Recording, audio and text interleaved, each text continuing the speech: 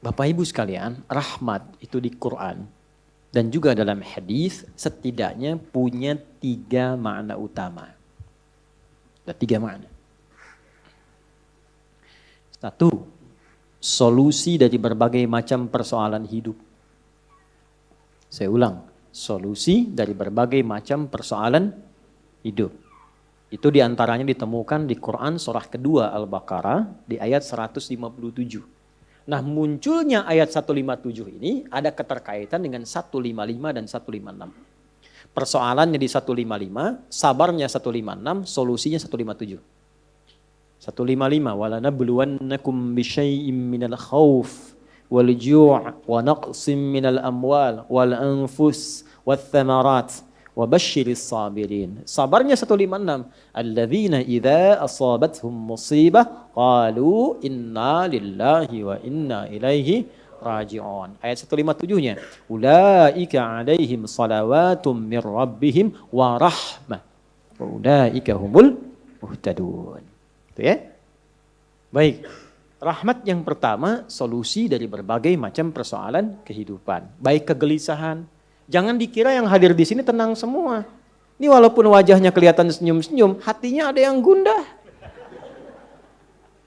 Ada yang baru ditolak saat mau lamaran, mungkin kan? Lamar kerja maksudnya. Ya? Ada yang mungkin sedang kesulitan di rumah tangga, pengen dapat ketenangan, khauf. Gak bisa dihindari. Tadi aja kan udah lihat-lihat jam nih, Ustaz datang enggak gitu kan? Padahal saya secepat mungkin bisa ke sini tuh. Ya enggak singgah di rumah, cuman ke kantor ganti pakaian langsung ke sini. Hampir enggak tidur saya semalam itu. Alhamdulillah. Ya, tapi kan yang khawatir Anda. Wal ju' kan ada yang lapar. Awal-awal dari subuh ke sini sarapan aja belum kan? Lihat-lihat yang jualan enggak depan kan?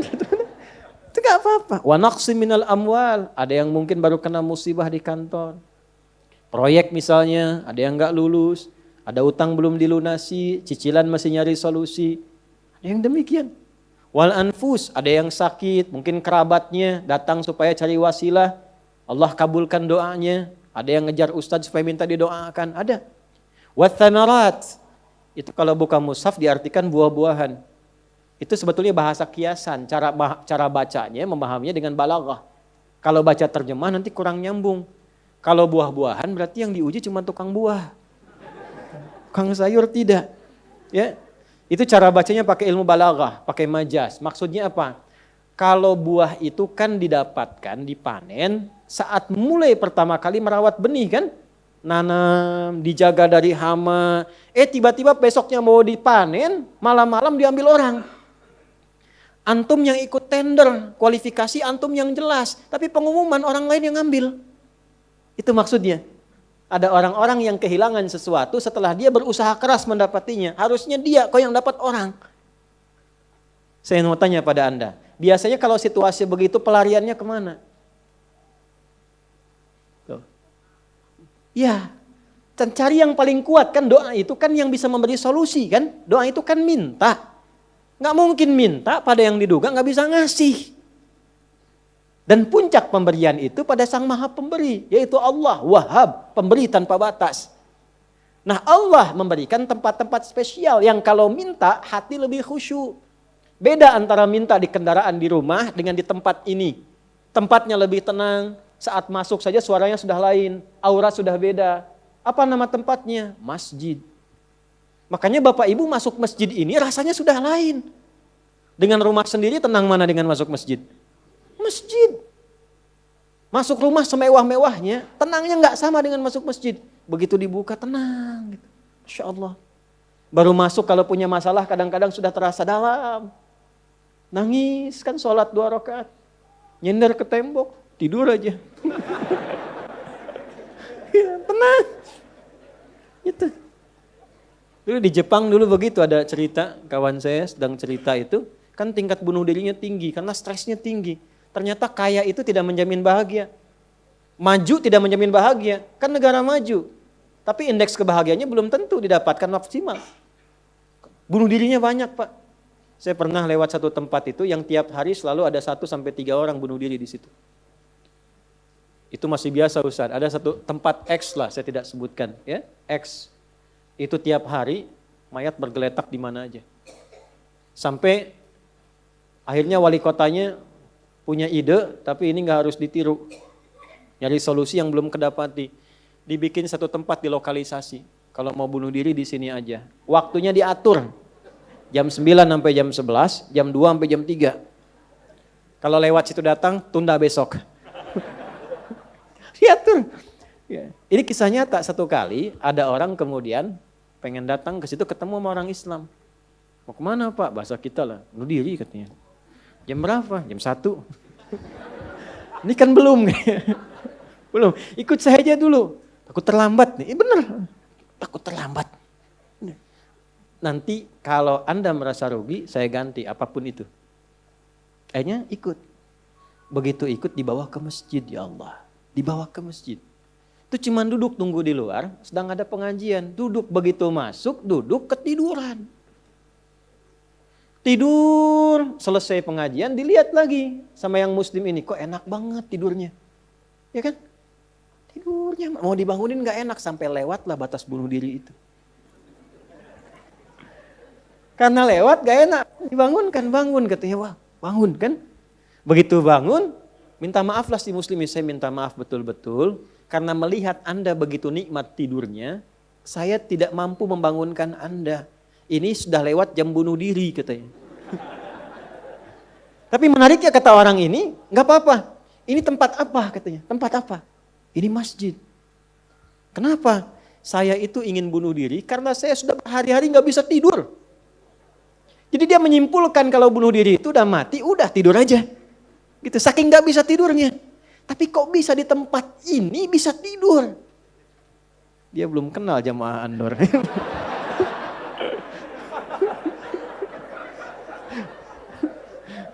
Tidur. Maka diperkenalkanlah dengan masjid. Masjid. Masuk Islam Pak. Asyhadu an la ilaha illallah. Asyhadu anna Muhammad Rasulullah. Itu cuman numpang istirahat samping masjid. Masuk Islam. Asbabnya tidur. Tuh. Orang ketiduran masuk Islam. Habis masuk Islam jadi rajin. Ada orang sudah muslim. Masuk masjid banyak tidurnya. Ya. Ayo bangun. Ya. Baik, itu satu. Jadi ternyata kenapa yang pertama rahmat? Karena Allah tuh maha tahu. Gak ada di antara hidup kita yang gak punya masalah. Pasti punya persoalan. Kalau sedang ditimpa persoalan, diuji, sabar dulu. Kata Allah, terima dulu. Karena hakikat dari ujian itu untuk meningkatkan kualitas hidup. Dan gak mungkin diuji kalau gak mampu. Gak mungkin. Kaidahnya kan jelas. La yukallifullahu nafsan illa. Jadi kalau ada ibu sedang diuji masalah sekarang begitu berat. Memang yang mampu cuma ibu, Bu. Saya gak mampu. Karena saya gak mampu, saya gak diuji. Maka berbahagialah ketika Allah lebih memilih ibu dibandingkan dengan saya. Sabar dulu. Dan hikmahnya apa? Ada nanti sesuatu yang besar di depan, yang butuh kesabaran lebih. Kalau yang sekarang gak lulus, ke depan itu sulit untuk dihadapi. Karena itulah ditingkatkan kualitas terima dulu, tapi kan gak usah lama-lama. Ya kan? Allah maha tahu itu, jangan lama-lama, terima dulu, datanglah kemudian mohon solusi. Kemana datangnya? Masjid. Maka dari itulah ketika masuk, Anda mengatakan, Allahumma ftah li abwaba rahmatik. Di antara itu minta solusi. Makanya ketika masuk merendah, sholat 2 rakaat, begitu sholat, mintalah sesuai kebutuhan Anda yang dirasakan pada saat itu. Itu fikihnya. Nah kalau nggak tahu fikihnya, nanti itu nggak kepake, sayang, peluang hilang. Padahal mungkin itu cara Allah untuk bisa mengabulkan apa yang kita mohon. Jelas? 1. 2, itu ampunan dari dosa yang sudah berlebih. Namanya israf. Quran surah ke-39 Az-Zumar di ayat ke-53.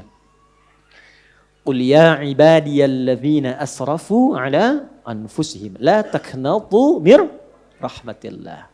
Innallaha yaghfirudz dzunuba jami'a. Duhai hambaku, tuh masih disebut hamba. Siapa di antara kita di sini yang merasa tidak punya dosa? Boleh angkat tangan? Boleh, silakan. Saya selesai pulang. Pasti setiap kita merasa itu. Dan tidak sedikit orang-orang yang ingin taubat itu mencari tempat. Nah, tidak ada tempat yang paling ideal kecuali ke masjid. Kalaupun gak ada orang, gak apa-apa. Datang masuk. Masuk Pak. Mungkin yang menghambat rezeki itu dosa. Yang menghambat perbuatan belum bisa jadi baik, dosa. Ya, mohon maaf dengan berbagai jenisnya. Dengan berbagai jenisnya. Maka yang terbaik apa? Datang ke masjid. Datang ke masjid. Ya. Ini kisah nyata di masa lalu. Makanya sering baca tuh yang baik-baik lah, kisah salafus saleh, orang-orang saleh di masa lalu. Ada seorang hamba rajin salatnya. Ini sahih riwayatnya, sahih. Rajin salat. Tapi yang menarik tertuliskan, ya, ketika malaikat itu mendapat informasi, di aras tertuliskan. Ini termasuk bagian dari ahli neraka. Tapi salat. Perhatikan. Ini nanti terkait juga dengan hadis, kalau Anda baca Al-Arba'in, nomor hadis yang keempat itu. Ya, terkait dengan bab takdir. Bagaimana kemudian ikhtiar seorang hamba itu, ya, menjadikan ia berubah dari salah menjadi soleh dan sangat dicintai oleh Allah. Oke? Maka apa yang terjadi? Bapak Ibu sekalian, tiba kemudian si malaikat itu, ini kisah sahih yang sampai, lalu menyampaikan kasihan pada orang ini, kok kelihatannya ibadah tapi tertulis ahli neraka. Maka disampaikan dengan cara yang Allahu a'lam, apakah menyamar atau bagaimana, tuliskan. Kamu kok terus-terusan sholat? Padahal belum tentu baik di mata Allah. Belum tentu menjadi bagian ahli surga. Perhatikan jawabannya. Tujuan saya sholat ini bukan karena surga atau neraka. Tujuan sholat ini bukan karena saya dipandang baik atau buruk. Tapi tujuan sholat ini saya ingin mengagungkan Allah Subhanahu wa ta'ala. Perhatikan. Dan nanti ini menjadi cara bagi seseorang yang ingin bertobat. Jadi kalau ingin bertobat, tobatnya ingin benar, carilah perhatian Allah. Yang penting ridha Allah. Terus saja tobat. Tobat sampai merasakan kenikmatan tersambung dengan Allah. Itu maksudnya. Jadi begitu keluar kalimat itu yang mengguncang arasy. Itu yang dijadikan oleh Allah pelajaran. Bahkan pada alam malaikat untuk mengenal bagaimana rahmat Allah itu diberikan. Mudah bagi Allah membuka, merubah, memutar, mudah. Tapi Allah ingin memberikan pelajaran bahkan di alam malaikat bagaimana kasih Allah diberikan. Begitu kalimat itu muncul, apa yang terjadi? Maka berubahlah di arasy namanya menjadi ahli surga. Ini riwayat sahih. Berubah menjadi apa? Ahli surga. Padahal Allah tuh maha mengetahui, gampang aja tinggal dirubah ahli surga, tidak. Tapi Allah ingin memberikan informasi bahkan di alam langit kepada para malaikat betapa tingginya rahmat Allah memberi kesempatan pada setiap hambanya untuk kembali kepada Allah dalam kebaikan. Dan itu disebut hamba. Disebut hamba. Karena itu Allah begitu mencintai ketika ada pelaku maksiat, dia pengen taubat, itu begitu dicintai. Dan statusnya naik lebih tinggi.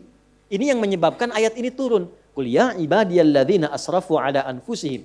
Ini yang menyebabkan itu menunjukkan rahmat Allah. Hai hambaku, betapa besar pun kau pernah berbuat dosa, sepanjang masih hidup belum tiba ajalmu, jangan pernah putus asa untuk mendapatkan rahmatku. Pakai rahmat. Rahmat di sini mencakup Rahman dan Rahimnya Allah Subhanahu wa taala.